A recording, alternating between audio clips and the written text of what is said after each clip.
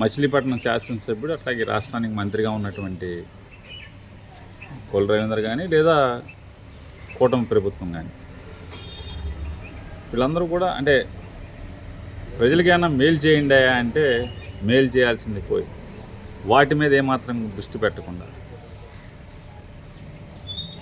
రోజు వ్యవస్థ మొత్తాన్ని ప్రజల ఓటు ద్వారా వాళ్ళకు వచ్చిన అధికారాన్ని కానీ వ్యవస్థను కానీ వేధింపులు తప్పితే ఇంకొక దానికి ప్రజల కోసం వేసమెత్తు కూడా వీళ్ళు వాడకుండా దానిలో భాగంగానే మీరు అడిగినట్టుగా ఈరోజు మాకే పాపం తెలియదని తెలిసి కూడా మేమేం పాపం చేయలేదని చెప్పని పోలీస్ వ్యవస్థ అందరికీ కూడా తెలిసి కూడా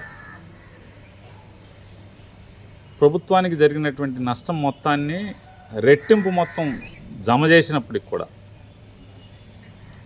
ఇవాళ నా భార్య శ్రీమతి పేరుని జయసుధా గారిని జిల్లా కోర్టులో ఇచ్చినటువంటి బెయిల్ ఏదైతే 7 సంవత్సరాల పైబడి ఒక సెక్షన్ పెట్టి అరెస్ట్ చేయాలని చూశారో ఆ సెక్షన్ అసలు చెల్లదు వర్తించదు వీరికి అని చెప్పని జిల్లా కోర్టులో తీర్పు ఇచ్చినప్పటికి కూడా మళ్ళీ హైకోర్టులో బెయిల్ క్యాన్సిల్ చేయమని మూవ్ చేసి వాళ్ళ కేసుకు కోర్టుకు వచ్చింది. ఈ కేసు ఏంటంటే అంటే ప్రభుత్వంలో అందరూ కానీ లేదా అధికారులు కానీ ఆశ్చర్యపోయేది కానీ మీడియా ద్వారా ప్రజలకు కూడా నేను వాళ్ళని ప్రశ్నిస్తున్నాను. ఆంధ్రప్రదేశ్ రాష్ట్రంలో సివిల్ సప్లైస్ శాఖ ఏర్పడిన దగ్గర నుంచి ఇంతవరకు అంటే డిసెంబర్లో మా మీద కేసు నమోదు చేశారు.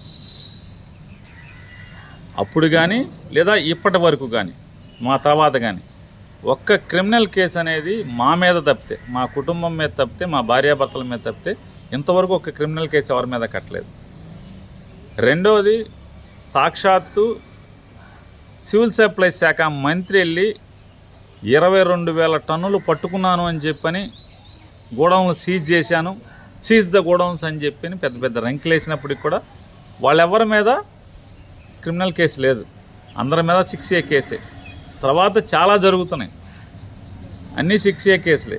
క్రిమినల్ కేసు నాకు ముందు కానీ నా తర్వాత కానీ ఒక్కరి మీద కూడా క్రిమినల్ కేసు సివిల్ సప్లైస్లో లేదు అంటే దాన్ని బట్టి వీళ్ళ పోకడ ఎట్లా ఉంది, వీళ్ళ దిగజారుడుతనం ఎట్లా ఉందో కూడా ప్రజలు గమనిస్తున్నారని చెప్పని చెప్తూ ఇంకోటి కూడా వాళ్ళకి హెచ్చరిక చేయదలుచుకున్నాం, లేకపోతే చెప్పదలుచుకున్నాం. నన్ను నా భార్యని కొడుకుని మీరు వేధించినా మానసికంగా ఒత్తిడి చేసినా మమ్మల్ని జైల్లో పెట్టినా నా భార్య కూడా ఒకటే చెప్తుంది, అవసరమైతే మనం జైలుకి వెళ్దాం,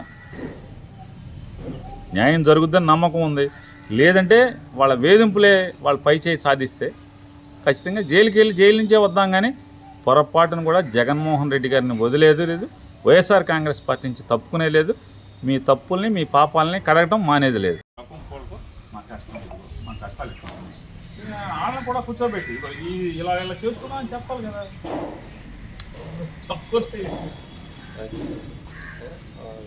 అదే సార్ ఈ క్లీన్ ఏమున్నాయి చెప్పాలి కదా. మళ్ళీ మన తగ్గు లేకుండా అయిపోతుంది కదా. ఒక చోట కలిసి బతుకుతా ఇన్నేళ్ళు బతికి అసలు ఎంతో గౌరవంగా ఉంటాం సార్. నన్ను ప్రసాద్ కూడా ఏం లేదు సార్, చెప్పుకోలేదు.